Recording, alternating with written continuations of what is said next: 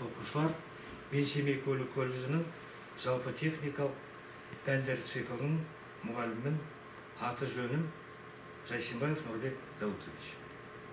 Бүгінгі сабағымыздың тақырыбы қималар мен тіліктер. Сабағымыздың тақырыбы қималар мен тіліктер. Жалпы бүгінгі сабақта біз не істеуіміз керек? Ең алдымен біз қимамен және тілікпен танысуымыз керек. Сендердің тапсырмаларыңда 45-ші тапсырма жалпы көріністер және көрініс түрлері бар. Енді сендер бүгін көріністің түрлері, қималарды, қиылыстардың түрлерімен танысасыңдар. Сызбаны қалай қолданатынымызды және қалай дұрыс көрсетуімізді бүгін біз соны шешеміз.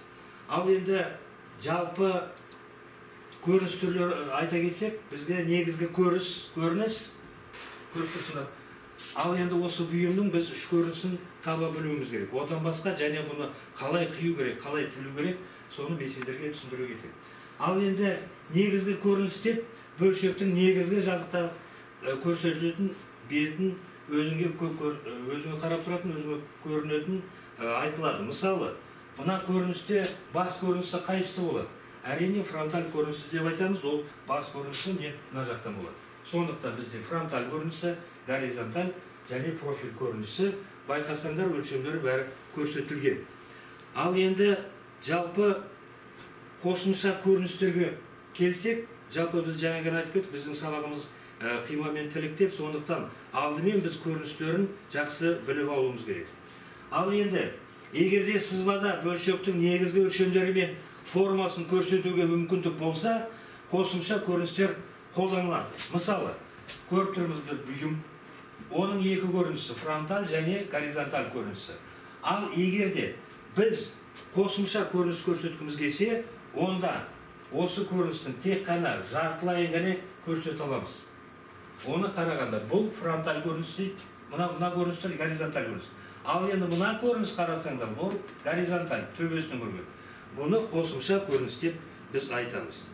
Ал енді жаңадан айтып кеттік, қима, тілік және оны қалай жазықтықта көрсетеміз. Қима дегеніміз не? Ұлдар, сендер осы жібергенді балалар, осыны қысқаша конспектке жазып кетесіңдер. Жалпы қима мен тілік дегеніміз не? Енді көбі қима мен тілікті айыра алмайды. Біреу тілікті тілік дейді, біреу қиманы тілік деп шатыстырады. Сондықтан қима мен тілікті қалай ажыратуға болады? Мысалы, қима деп біз тек қана қиылған жерден айтамыз. А тілік деп оның асты жағынан тағы да немене көрінеді, ар жағынан не көрінеді, соны көрсетеді. Мысалы үшін, фронталь көрінісінде мына тілікте табаншасы тұрмын, оны да көрсетеміз. Сонда бұл тілік болады, а қимада тек қана қиылған жерін ғана көрсетеміз. Бұны біз қима деп айтамыз. Ал енді осыны көбі шатыстырады. Енді тек бір қиюшы жазықтықпен көмегімен алынған тілікті қарапайым тілік деп айтамыз. Жалпы қарапайым тілікке келетін болсақ, қарапайым тілік. Міне бұйымды біз алдық, жалпы жазықтықпен қидық, жазықтық қиюшымен. Сонда бізде қарапайым тілік болып шықты.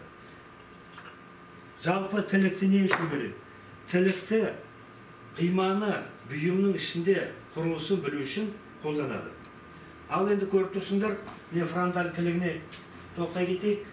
Үш көрінісін көрсетіп, фронталь тілігін жасады, қарапайым тілік. Көріп тұрсыңдар, жазықтық тілікпен қиғанда.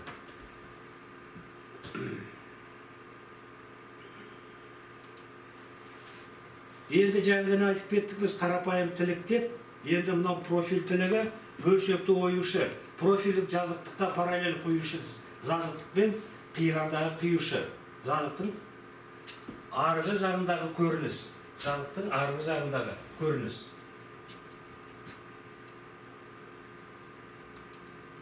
Тағы да міне көлбе қию дейді. Көлбе қию бұл да қарапайым қимаға жатады.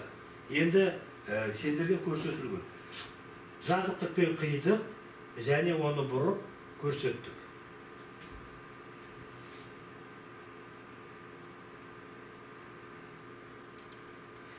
Күрделі қимадар. Енді күрделі қимада байқасаңдар, міне қиюшы жазықтық біреу, екеу, үшеу. Сонда бұлай осылай кетті міне. Көрдіңдер ғой, иә? Бір жазықтық, екі жазықтық, үшінші жазықтық.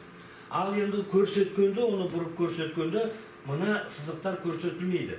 Және штрихтағанда біз 45 градуспен штрихтаймыз. Ара қашықтығы 2-3 мм-ден болады. Жуан сызықтан қарағанда, әрине оның штрихтағаны жіңішке, сызықтар жіңішке болады. Ал контур сызықтар әрине ол жуан болады. Ал енді құрметті оқушылар, күрделі қима туралы айтатын болсақ, мұнда күрделі қиманы қазір көрдіңіз, сатылы қима дейді. Сатылы қима, орысша айтқанда ступенчатый разрез, не болмаса бұны үш жазықтықпен қиған күрделі қима деп айтады. Бір қима, екі қима, үш қима. Ал енді жаңа біз айта кеттік, басында қарапайым тіліктер, қарапайым қималар, ал енді мына күрделі қима. Жалпы қималарды алатын болсақ, бізде не үшін арналған? Біздің мақсатымыз осы бүгінгі қималармен, тілікпен танысу. Ал енді графикалық жұмысымыз біздің 35-ші тапсырма әр өзі нұсқасын орындайды. Бүгін осымен сабағымыз біздің аяқталды. Мына бүгінгі үйренген сабағымызды біз графикалық жұмыспен үйде орындауымыз керек. Үйге берілетін сендерге 35-ші тапсырма әр балалар өзі нұсқаларымен орындайды.